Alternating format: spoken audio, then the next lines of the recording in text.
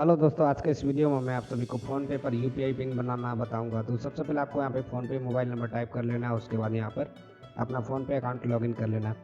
Login करने के बाद यहाँ पर अगर आपके पास लोकेशन का परमिशन मांगा जा रहा है तो आप यहाँ पर इसको अलाउ कर देंगे। तो यहाँ पर मैंने परमिशन अलाउ कर दिया। उसके बाद इस तरीके से अगर आपका कॉन्टैक्ट एक्सिस का यहाँ पर परमिशन अलाउ करना होगा तो यहाँ पर आप अलाउ कर देंगे। इसके बाद आपको यहाँ पे अपने प्रोफाइल पर क्लिक करना होगा और यहाँ पर आपको आ जाना है। इसके बाद यहाँ पे ऐड बैंक अकाउंट, इस पर क्लिक करके आपको अपना बैंक अकाउंट ऐड कर लेना है। हेलो दोस्तों, आज के इस वीडियो में मैं आप सभी को फ़ोनपे पर यूपीआई पिन बनाना बताऊंगा। तो सबसे पहले आपको यहाँ पे फ़ोनपे मोबाइल नंबर टाइप कर लेना है। उसके बाद यहाँ पर अपना फ़ोनपे अकाउंट लॉगिन कर लेना है।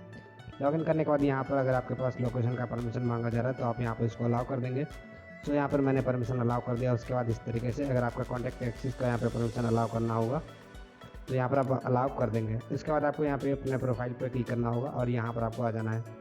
इसके बाद यहाँ पे ऐड बैंक अकाउंट, इस पर क्लिक करके आपको अपना बैंक अकाउंट ऐड कर लेना है। यहाँ पर आने के बाद आपको अपना बैंक सेलेक्ट करना होगा। उसके बाद यहाँ पे एक्सेस अलाउ कर देना है। सो यहाँ पे एक्सेस अलाउ करने के बाद इस तरीके से यहाँ पे आपका बैंक अकाउंट वेरीफाई होगा और यहाँ पे जो कि SMS सेंडिंग के लिए भी आपको यहाँ पे परमिशन अलाउ कर देना है। सो इसके बाद यहाँ पर देख सकते हैं जो अकाउंट एडिंग का जो प्रोसेस है वो यहाँ पे स्टार्ट हो जाएगा। जस्ट यहाँ पर आप वेट करेंगे और उसके बाद इस तरीके का स्क्रीन आ जाता है। सो यहाँ पर देखिए जो मेरा बैंक अकाउंट है वो यहाँ पे फाइंडिंग हो रहा है। जस्ट मैं यहाँ पे वेट करता हूँ। उसके बाद यहाँ पे आपका UPI ID आ चुका है और यहाँ पर आपको प्रोसीड टू ID इस पर क्लिक करेंगे।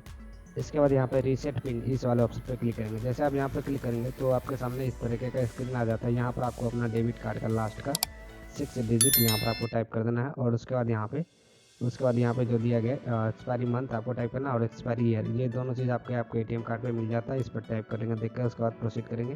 प्रोसीड करने के बाद जो आपका बैंक से रजिस्टर्ड मोबाइल नंबर होगा यानी कि जो सिम कार्ड आपके फ़ोन में लगा है जस्ट उस पर आपको एक 6 डिजिट का OTP रिसीव्ड होगा। जस्ट आपको यहाँ पे वो OTP टाइप कर देना है। ये OTP जो है कि ऑटोमेटिकली फिलअप हो जाता है। अगर आपके पास OTP नहीं आता है तो आप यहाँ पर रीसेंड कर सकते हैं। सो मेरे पास यहाँ पे OTP आ चुका है और यहाँ पे ऑटोमेटिक फिलअप हो चुका है। उसके बाद यहाँ पर राइट क्लिक करेंगे। इसके बाद यहाँ पर आपको अपना UPI पिन सेट करना होगा।